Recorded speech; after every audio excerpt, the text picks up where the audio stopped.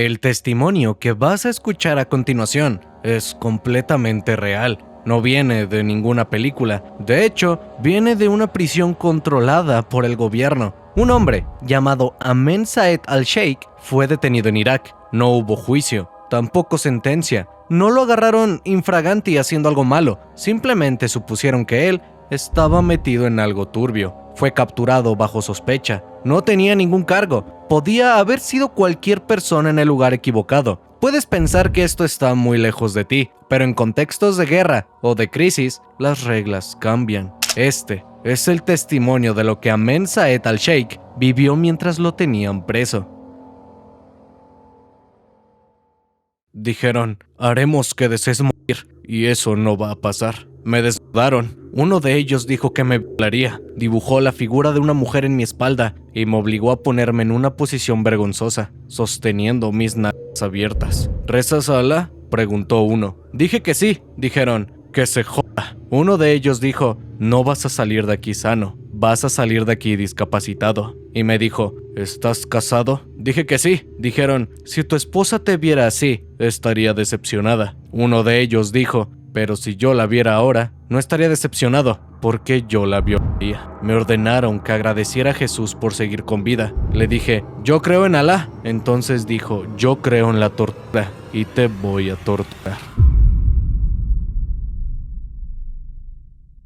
En el amor y en la guerra, todo se vale. Muchas veces lo peor de la guerra no es lo que pasa directamente en el campo de batalla, ya que detrás de bambalinas se esconden cosas realmente terroríficas y que muestran lo bajo que se puede llegar a la hora de que un bando decide torturar y humillar a prisioneros de guerra. En 2003, tras la invasión de Irak liderada por Estados Unidos, durante la guerra de Irak, una antigua prisión ubicada al oeste de Bagdad volvió a convertirse en un centro de detención militar. Se trataba de la prisión de Abu Ghraib, un complejo carcelario que ya tenía una historia larga y controvertida. Durante décadas, este lugar había sido utilizado por el régimen de Saddam Hussein para encarcelar opositores políticos, disidentes y personas consideradas una amenaza para el gobierno. Para muchos iraquíes, Abu Ghraib era sinónimo de miedo, de represión y de castigo. Tras la caída del gobierno iraquí en 2003, las fuerzas estadounidenses tomaron el control de la instalación. En ese momento, el país se encontraba en un periodo de gran inestabilidad, ya que grupos insurgentes comenzaban a organizarse y los ataques contra las fuerzas de la coalición eran cada vez más frecuentes. En ese contexto, la prisión fue utilizada como un centro de detención donde se retenía a personas sospechosas de participar en actividades insurgentes o de colaborar con grupos armados que operaban contra la coalición. Muchos de los detenidos eran capturados durante operativos militares, redadas o controles de seguridad en distintas zonas del país. Con el paso de los meses, Abu Ghraib comenzó a albergar a miles de prisioneros. Las condiciones dentro de la prisión se volvieron cada vez más complejas debido al hacinamiento, la falta de recursos y la presión constante sobre el personal militar encargado de custodiar e interrogar a los detenidos. En medio de este ambiente tenso y caótico, comenzaron a surgir denuncias sobre el trato que recibían algunos prisioneros dentro de la instalación. Sin embargo, fue entre 2003 y 2004 cuando la situación tomó un giro que nadie esperaba. La prisión Abu Ghraib pasó de ser un centro de detención relativamente desconocido fuera de Irak a convertirse en el foco de uno de los escándalos más graves relacionados con la guerra. Todo cambió cuando comenzaron a filtrarse fotografías tomadas dentro de la prisión. En estas imágenes se podía ver a prisioneros sometidos a humillaciones, malos tratos y situaciones degradantes, mientras algunos soldados posaban junto a ellos. Cuando estas fotografías se hicieron públicas en 2004, provocaron una reacción inmediata en todo el mundo. Las imágenes circularon rápidamente por medios de comunicación internacionales y generaron indignación tanto dentro como fuera de Estados Unidos. Gobiernos, organizaciones de derechos humanos y líderes políticos exigieron explicaciones sobre lo que había ocurrido dentro de la prisión. A raíz de la presión pública, el ejército estadounidense inició investigaciones oficiales para esclarecer los hechos. Estas investigaciones buscaban determinar cómo habían ocurrido los abusos, quiénes eran los responsables y si existían fallas en la supervisión dentro de la cadena de mando. El caso de Abu Ghraib terminó convirtiéndose en uno de los episodios más controvertidos de la guerra de Irak y abrió un debate internacional sobre el trato a los detenidos en contextos de conflicto armado. Después de escuchar todo esto, la pregunta ya no es qué pasó, sino ¿cómo fue posible que se permitiera? Nada de esto fue hecho en secreto. No fue un acto aislado, ni un error individual. Ocurrió a sabiendas del presidente, con documentos firmados, con argumentos cuidadosamente construidos. Después de los ataques del 11 de septiembre, el gobierno de Estados Unidos quería prevenir nuevos atentados. En ese contexto, surgieron una serie de documentos que más tarde serían conocidos como los Torture Memos. Estos memorandos fueron escritos por abogados del propio gobierno. No eran soldados o militares que no sabían, eran personas encargadas de interpretar la ley para, de alguna forma, darle la vuelta. En estos documentos se argumentaba que para que un acto fuera considerado tortura, el dolor debía de ser extremo, casi equivalente a una falla orgánica, a un daño permanente e incluso la muerte. Todo lo que quedara por debajo de ese umbral podía ser interpretado como algo legal. Y ahí todo cambia. Porque bajo esa lógica, prácticas que claramente son abusivas se comenzaron a justificar: la privación del sueño durante días enteros, aislamiento total, posiciones de estrés que destrozan el cuerpo poco a poco, el uso de agua para provocar la sensación de ahogamiento. Nada de esto era legalmente una tortura. Era más bien una herramienta, un método necesario, algo que en teoría seguía dentro de la ley. Pero el problema no es solo que todo esto ocurriera, sino el cómo se normalizaron, cómo dejaron de verse como algo excepcional para convertirse en procedimientos autorizados, con luz verde. Se volvieron parte del sistema, donde una palabra importaba más que la realidad, para conseguir confesiones bajo presión. Y esto es lo inquietante. No se necesitó ocultar lo que sucedía, simplemente cambiaron la definición. Personas seguían siendo humilladas, sometidas, destruidas física y mentalmente, pero legalmente no era tortura. Hoy les voy a narrar dos casos, en los cuales, bajo documentos, testimonios y fotos, los militares nos mostraron tácticas legales para que nosotros aprendamos a cómo destruir a un hombre.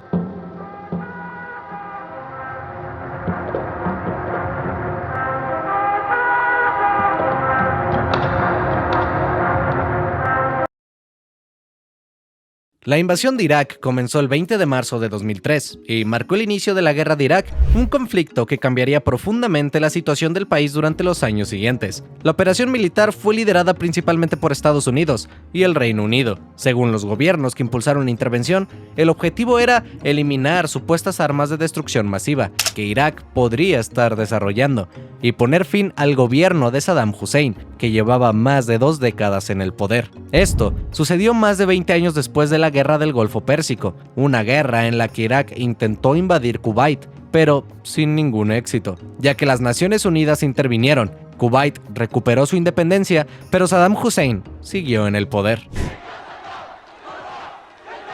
Las sanciones tambalean su economía.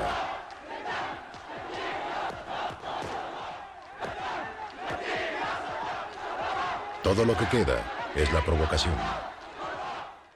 Volviendo con la invasión del 2003, en las primeras semanas el avance militar fue rápido. Las fuerzas de la coalición lograron tomar varias ciudades importantes y para abril del 2003 ya habían entrado en Bagdad, la capital del país. Con la caída de Bagdad, el gobierno iraquí prácticamente colapsó. El régimen de Saddam Hussein llegó a su fin y comenzó una nueva etapa para Irak, marcada por una gran inestabilidad política y social. En medio de esta situación, las fuerzas estadounidenses empezaron a realizar muchas operaciones de seguridad en distintas partes del país. Había ataques contra tropas de la coalición y empezaban a surgir grupos insurgentes, por lo que las detenciones se volvían cada vez más frecuentes. Miles de personas fueron arrestadas durante redadas, patrullajes o controles militares, muchas veces solamente bajo sospecha de colaborar con grupos armados o participar en actividades contra las fuerzas extranjeras. Muchas de estas personas detenidas eran trasladadas a centros de detención administrados por el ejército estadounidense. Uno de los más conocidos fue la prisión de Abu Ghraib, que con el tiempo se convirtió en uno de los principales lugares donde retenían a los prisioneros capturados durante estas operaciones. Algunos permanecían ahí mientras eran interrogados y otros quedaban detenidos temporalmente mientras se revisaba su situación. Con el paso del tiempo, diferentes organizaciones comenzaron a examinar lo que estaba ocurriendo dentro de estos centros de detención Informes elaborados por el Comité Internacional de la Cruz Roja señalaron que una parte importante de las personas detenidas durante este periodo no tenían relación directa con actividades insurgentes. De hecho, investigaciones realizadas posteriormente por el propio ejército estadounidense indicaron que muchos arrestos se habían producido por errores o falta de información clara en el momento de las operaciones. Algunas estimaciones incluso señalaron que entre el 70 y el 90% de los detenidos habían sido arrestados sin pruebas suficientes o por sospechas que luego no pudieron confirmarse. Esto reflejaba lo difícil que era distinguir entre civiles y combatientes en un contexto tan caótico como el que vivía Irak en esos años. Entre las prácticas descritas en estos informes se mencionaban golpes, privación prolongada del sueño, posiciones físicas forzadas durante largos periodos, el uso de capuchas para cubrir la cabeza de los detenidos y situaciones de humillación pública. Según los estándares del derecho internacional humanitario, varias de estas acciones iban en contra de las normas establecidas en la Convención de Ginebra, que regulan el trato que deben recibir los prisioneros durante conflictos armados y buscan protegerlos de abusos, violencia o tratos degradantes. En abril del 2004, el programa de televisión estadounidense 60 Minutos y posteriormente el periódico The New Yorker publicaron fotografías tomadas dentro de la prisión. Las imágenes mostraban a soldados estadounidenses posando junto a prisioneros desnudos, obligando a los detenidos a adoptar posiciones humillantes y utilizando perros para intimidarlos. And he gives you these discs. Do you think he realized what was on them? Do you think he knew he was? I don't think he realized what was on, but I don't think it would have mattered either way. I knew Grainer, and Grainer trusted me. That trust was about to change Darby's life forever. He copied Grainer's discs and gave him back the originals.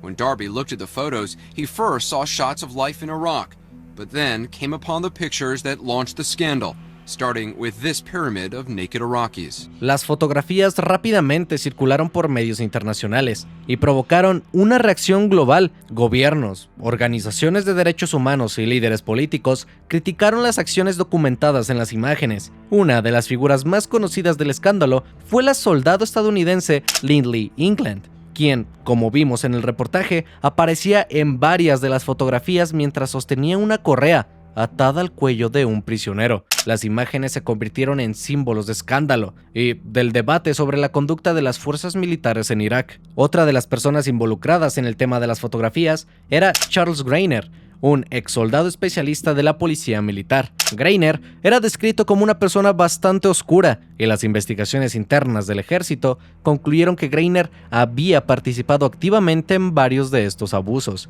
y que también había influido en otros soldados dentro de la prisión. Según los informes, tenía un papel dominante dentro del grupo de militares involucrados en los hechos. Forced, Darby says, by Grainer, who he calls the ringleader. What was Charles Grainer like? If you were around him long enough, you saw that he had just a dark side, a morbid side. And a sadistic side, according to Darby, who told us Grainer directed the abusive posing and picture-taking during his night shift, when he and his buddies were alone with the prisoners. And what's going through your mind, clicking through these Disbelief. I tried to think of a reason why they would do this. Well, there's someone who say, look, this is a valuable interrogation tool. These were MPs. Our job wasn't to interrogate prisoners. There has been testimony that some of the MPs were told to soften the prisoners up, and that this was part of that. Yeah, and I've heard that, and I wasn't there. I didn't work the tier. I can't say that didn't happen. But no matter... Existen varios testimonios reales de los detenidos de Abu Ghraib, todos estos recopilados por periodistas, organizaciones de derechos humanos y por el Comité Internacional de la Cruz Roja. Uno de los más fuertes es el caso de Ahmed Saed al-Sheikh, un ex detenido que contó su experiencia a varios medios. En su relato, explicó que fue detenido en 2003, llevado a Abu Ghraib, donde describió varios abusos durante los interrogatorios. En estas entrevistas, relató que lo obligaron a permanecer desnudo, le cubrían la cabeza con una capucha durante largos periodos y lo sometían a posiciones físicas dolorosas mientras era interrogado. En una de sus declaraciones, dijo lo siguiente: me obligaron a estar desnudo, me ataron las manos y me dejaron en posiciones dolorosas durante mucho tiempo. Si me movía, me golpeaban. También describió cómo algunos prisioneros eran mantenidos despiertos durante largos periodos o eran humillados delante de otros detenidos. Sus declaraciones coincidían con muchos de los abusos que posteriormente fueron documentados por investigaciones militares estadounidenses. Otro de los casos que terminó de la peor manera fue el de Manadel Al-Hamadi, el cual murió durante un interrogatorio en Abu Ghraib, después de haber sido sometido a una técnica de suspensión conocida como Palestinian Hanging, en la que las manos se atan por detrás y el cuerpo queda colgado en una posición extremadamente dolorosa, en la que se comprime el pecho y se dificulta respirar, lo que finalmente causó la muerte de Manadel. La reservista estadounidense Sabrina Harman también estuvo involucrada en fotografías bastante asquerosas, posando con una sonrisa mientras se veía a los prisioneros en situaciones humillantes, como por ejemplo la fotografía en la que sale posando detrás de una pirámide humana de prisioneros desnudos. Otra de las fotos más polémicas es en la que aparece con el pulgar arriba al lado del cuerpo del iraquí que mencionamos anteriormente y que murió en esta cárcel, Manadel Al-Hamadi. Sin embargo, las fotografías en las que aparecía Sabrina Harman no se quedaron simplemente guardadas dentro de la prisión. Muchas de estas imágenes habían sido tomadas por los propios soldados que participaban en los abusos, y con el tiempo empezaron a circular entre algunos militares. Surgieron fotos de cómo intimidaban a prisioneros desnudos con perros. Muchas fotos de Lindy England obligando a prisioneros a masturbar enfrente de ella, e incluso fotos donde le inyectaban sustancias desconocidas a estos mismos prisioneros. Fue así como varias de estas fotos terminaron llegando a manos de investigadores del propio ejército estadounidense. Uno de los momentos clave ocurrió cuando el soldado Joseph Darby, que el mismo que vimos en los clips anteriores, que también formaba parte de la misma compañía de policía, decidió entregar un CD con varias de estas imágenes a los investigadores. Según contó después, cuando vio las fotografías, entendió que lo que estaba ocurriendo en Abu Ghraib no era una simple broma entre soldados, sino algo mucho más grave. Su decisión de denunciar lo que había visto terminó siendo fundamental, ya que a partir de ese momento, el ejército estadounidense inició una investigación formal para intentar esclarecer lo que estaba pasando dentro de la prisión. Comenzaron entonces los interrogatorios, las revisiones internas y el análisis de lo que había ocurrido durante meses en Abu Ghraib. Las investigaciones buscaban identificar no solo a los soldados que habían participado directamente en los abusos, sino también determinar si había fallos dentro de la cadena de mando que hubieran permitido que estas prácticas continuaran durante tanto tiempo. Uno de los documentos más importantes que surgieron de estas investigaciones fue el llamado informe Taguba, elaborado en 2004 por el general Antonio Taguba. En este informe se concluyó que varios soldados estadounidenses habían cometido lo que se describió como abusos sádicos, flagrantes y criminales contra los detenidos en la prisión. Entre las prácticas documentadas se encontraba golpear a los prisioneros, obligarlos a permanecer desnudos durante largos periodos, forzarlos a realizar actos humillantes entre ellos, utilizar perros para intimidarlos como ya habíamos visto y hacer que algunos mantuvieran posiciones físicas extremadamente dolorosas e incluso copular entre ellos. Las investigaciones también revelaron que muchos de estos abusos ocurrían durante los turnos nocturnos, cuando había menos supervisión, y los soldados encargados de custodiar a los detenidos tenían mayor control sobre lo que sucedía dentro de las celdas. Conforme se fueron identificando a los responsables, varios soldados terminaron siendo llevados ante tribunales militares. Entre ellos se encontraba Lindy England, Charles Greiner y Sabrina Harman. En el caso de Charles Greiner, considerado por los investigadores como uno de los principales responsables de los abusos, fue juzgado por un tribunal militar en 2005. Durante el juicio, se presentaron muchas de las fotografías que habían dado la vuelta al mundo, además de testimonios de otros soldados y de algunos exdetenidos. Finalmente, Greiner fue declarado culpable de varios cargos relacionados con maltrato a prisioneros y conspiración. La sentencia, fue de tan solo 10 años en una prisión militar, además de ser expulsado del ejército. Sin embargo, no cumplió los 10 años completos. Greiner estuvo preso en la prisión militar de Fort Worth en Kansas y finalmente salió en libertad condicional en agosto del 2011, después de cumplir aproximadamente 6 años y medio en prisión. Esto ocurrió porque, como en muchos sistemas penitenciarios, los presos pueden obtener reducciones de condena o libertad condicional por buen comportamiento. Tras su liberación, mantuvo un perfil bastante bajo, evitó entrevistas públicas durante años y se sabe que regresó a vivir a Estados Unidos con su familia. Aún así, su nombre quedó permanentemente asociado al escándalo de Abu Ghraib, ya que los investigadores lo consideraron una de las figuras centrales en los abusos que se documentaron. Por su parte, Blindy England también fue juzgada por su participación en los abusos. Las imágenes en las que aparecía sosteniendo una correa atada al cuello de un prisionero se convirtieron en la escena más representativa de lo que ella hacía ahí adentro. En 2005, fue declarada culpable de varios cargos y condenada a 3 años de prisión, aunque finalmente cumplió una pena menor antes de ser liberada. Años después, hizo un libro en donde quiso contar la historia desde su perspectiva, además de brindar entrevistas en las que explicaba que ella no estaba involucrada en esto de la manera que la gente creía, ya que esto se trataba en realidad de una triste historia de amor, en donde Charles Greiner le decía que si lo amaba, posara en esas fotos. I'm Blindy England. I was the face of the prisoner abuse scandal back in '04, and now that it's been 5 or 6 years later, decided to put a book out. I'm just trying to let people understand more or less that I wasn't actually involved in anything other than being in the pictures.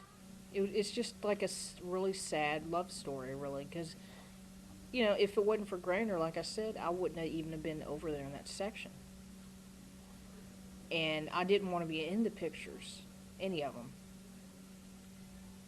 And I told them that, you know, I was like, no, I'm not going to go over there and stand by this guy or do this or that.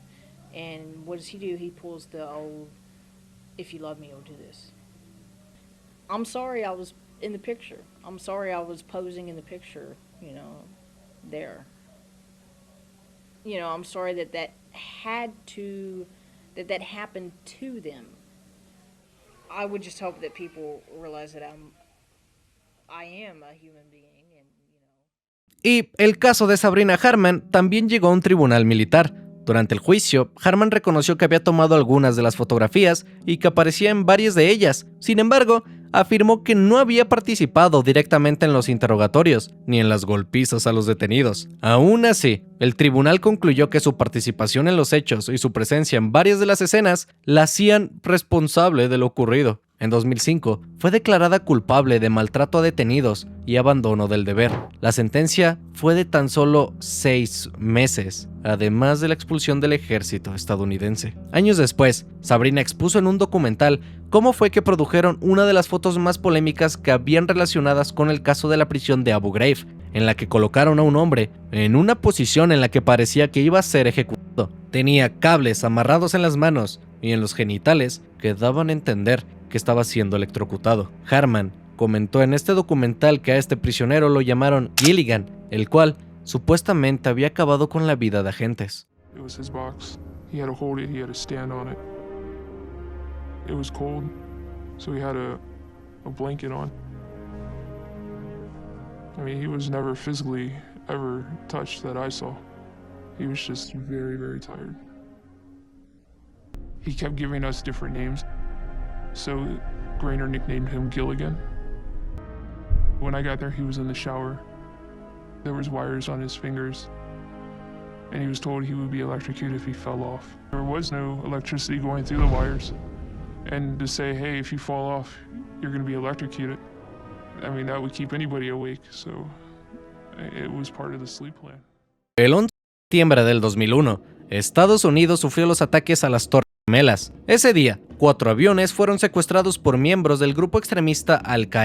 2 de ellos impactaron contra las Torres Gemelas en Nueva York, otro contra el Pentágono y un cuarto se estrelló en Pensilvania. Murieron casi 3,000 personas. El impacto fue inmediato, no solo en Estados Unidos, sino en todo el mundo. Y a partir de ese momento, el gobierno estadounidense, liderado por el presidente George W. Bush, declaró lo que se conocería como la guerra contra el terrorismo. En ese contexto, comenzó una serie de operaciones militares en distintos países, especialmente en Afganistán, con el objetivo de desmantelar Al Qaeda y capturar a personas sospechosas de estar vinculadas con organizaciones terroristas. Y fue en medio de esta estrategia donde surgió una decisión clave, ya que en enero del 2002, el gobierno de Estados Unidos abrió un centro de detención en una base naval ubicada en Cuba. Este lugar sería utilizado para retener a personas capturadas durante operativos militares, pero bajo una condición muy peculiar: no estarían dentro del sistema judicial tradicional, y la razón detrás de esto es clara, ya que al estar ubicado fuera de Estados Unidos, la prisión de Guantánamo operaba en una especie de zona gris legal. Esto permitiría al gobierno mantener a los detenidos por tiempo indefinido, sin necesidad de presentar cargos formales ni llevarlos ante un juicio convencional. Con el paso de los meses, comenzaron a llegar los primeros prisioneros. Muchos de ellos fueron capturados en Afganistán, otros en diferentes países, y fueron trasladados a Guantánamo, bajo la sospecha de tener vínculos con el terrorismo. Sin embargo, con el tiempo, comenzaron a surgir dudas como: ¿quiénes eran realmente estas personas? ¿Eran todos combatientes o había civiles entre ellos? En los primeros años, cientos de detenidos pasaron por la prisión. Algunos fueron liberados después de años sin cargos, y otros permanecieron detenidos durante más de una década sin haber sido juzgados. Y en medio de todo esto, comenzaron a aparecer denuncias sobre lo que estaba ocurriendo dentro de la prisión. En los primeros años, cientos de detenidos pasaron por la prisión. Algunos fueron liberados después de años sin cargos, y otros permanecieron detenidos durante más de una década sin haber sido juzgados. Y en medio de todo esto, comenzaron a aparecer denuncias sobre lo que estaba ocurriendo dentro de la prisión, ya que lo que al principio eran rumores, poco a poco se transformó en algo mucho más preocupante. Informes, testimonios y documentos comenzaron a revelar una realidad que no coincidía con lo que los informes oficiales decían. Una realidad que hablaba de interrogatorios extremos, aislamiento prolongado y prácticas que muchos consideraban formas de tortura. Según la investigación, en los primeros años, varios prisioneros fueron mantenidos en jaulas al aire libre, conocidas como campos de rayos X, donde estaban expuestos al calor extremo durante el día y a temperaturas más frías por la noche. Permanecían encadenados y muchas veces con grilletes en manos y pies, bajo una vigilancia constante. Pero más allá de las condiciones físicas, lo que comenzó a generar mayor preocupación fueron los métodos utilizados durante los interrogatorios, ya que con el objetivo de obtener información se implementaron técnicas que, con el tiempo, serían duramente cuestionadas. Diversos informes, incluidos algunos por parte del Comité de la Cruz Roja y de organizaciones como Amnistía Internacional, documentaron prácticas como privación del sueño durante largos periodos, aislamiento extremo por semanas o incluso meses, exposición a temperaturas cercanas a los 0 grados centígrados, uso constante de luces encendidas para evitar el descanso, interrogatorios prolongados sin pausas claras. También se reportaron técnicas conocidas como posiciones de estrés, en la que los detenidos eran obligados a permanecer en posiciones físicas incómodas o dolorosas durante largos periodos de tiempo, y si se movían, podían ser castigados. En algunos casos, estas posiciones provocaban agotamiento extremo, dolor muscular intenso e incluso la pérdida del conocimiento. Otra de las prácticas denunciadas fue el uso del aislamiento prolongado, en donde algunos detenidos pasaban días, semanas e incluso meses sin contacto humano, encerrados en celdas pequeñas, sin comunicación con otros prisioneros, sin saber cuánto tiempo llevaban ahí ni cuánto tiempo más permanecerían. Este tipo de condiciones no solo afectaban físicamente a los detenidos, sino también a su nivel psicológico. Varios exprisioneros relataron ansiedad, desorientación, depresión e incluso episodios de colapso mental. Con el tiempo, comenzaron a surgir testimonios más directos. Exdetenidos que, tras ser liberados, empezaron a contar lo que habían vivido dentro de la prisión. Uno de los casos más conocidos es el de Shaker Amer, quien estuvo detenido durante más de una década sin cargos formales. En entrevistas posteriores a su liberación, Amer describió interrogatorios constantes, largos periodos de aislamiento y diferentes formas de presión psicológicas. En uno de sus relatos, explicó cómo los detenidos podían ser mantenidos despiertos durante largos periodos o sometidos a condiciones diseñadas para generar agotamiento extremo. Otro caso importante es el de Mohamedou Al-Sali, quien estuvo detenido durante 14 años. Su testimonio quedó documentado en el libro Guantánamo Diary, donde relata con detalle los interrogatorios a los que fue sometido. En su caso, describió amenazas, aislamiento prolongado y técnicas de presión psicológica intensas. Pero no solo eran testimonios individuales, ya que con el paso de los años, documentos oficiales comenzaron a salir a la luz, y en algunos de ellos revelaban que ciertas técnicas de interrogatorio habían sido autorizadas dentro de la estrategia de inteligencia en la llamada guerra contra el terrorismo, la cual vino, como comentamos antes, por el tema de los atentados del 11 de septiembre. Otra de las cosas curiosas es que dentro de la prisión se reportaron 9 muertes. En su mayoría reportaban muertes naturales y los demás por suicidio. Por ejemplo, en el año 2006 se reportó la muerte de 3 personas. Ese día murieron 3 detenidos: Yasser al-Zaharari, Mani al-Utabi y Ali Abdullah Ahmed. Las 3 el mismo día y, casualmente, por suicidio. Las autoridades respondieron diciendo que fue una coordinación en conjunto por parte de los prisioneros, pero la prensa e investigaciones encontraron inconsistencias en estas declaraciones. Sin embargo, a diferencia del caso de la prisión de Abu Ghraib, acá no hubieron responsables, principalmente por todo el blindaje que tenía el gobierno con autorizaciones basadas en el derecho internacional. Muchas veces, lo peor de la guerra no está en el campo de batalla, sino en todo lo que ocurre lejos de la mirada del mundo. Porque la tortura no empieza en la celda, empieza cuando la sociedad, cuando nosotros comenzamos a aceptar que hay personas que merecen menos derechos, cuando el miedo se usa para justificar cosas que en cualquier otro contexto serían inaceptables, cuando cambiamos las definiciones para redefinir la realidad, porque la tortura ahora está disfrazada como interrogatorio, como medidas necesarias, pero eso no cambia lo esencial, el daño que le causan a las personas y las secuelas que van a tener. No solo ocurrió, sino que se permitió, y a día de hoy se sigue defendiendo. No es un abuso aislado, es un presente. Y cuando abrimos una excepción para deshumanizar a alguien, esa excepción rara vez queda contenida. Por eso, este tema no se trata solo del pasado ni de un país en específico. Trata sobre que entendamos hasta qué punto una sociedad puede llegar cuando el miedo importa más que los principios. No se trata de preguntarnos qué hicieron ellos, sino de qué estaríamos dispuestos a aceptar nosotros si se nos dice que es por nuestra seguridad. Porque el problema no está en la primera vez que ocurre, sino en el momento en el que deja de parecernos inaceptable.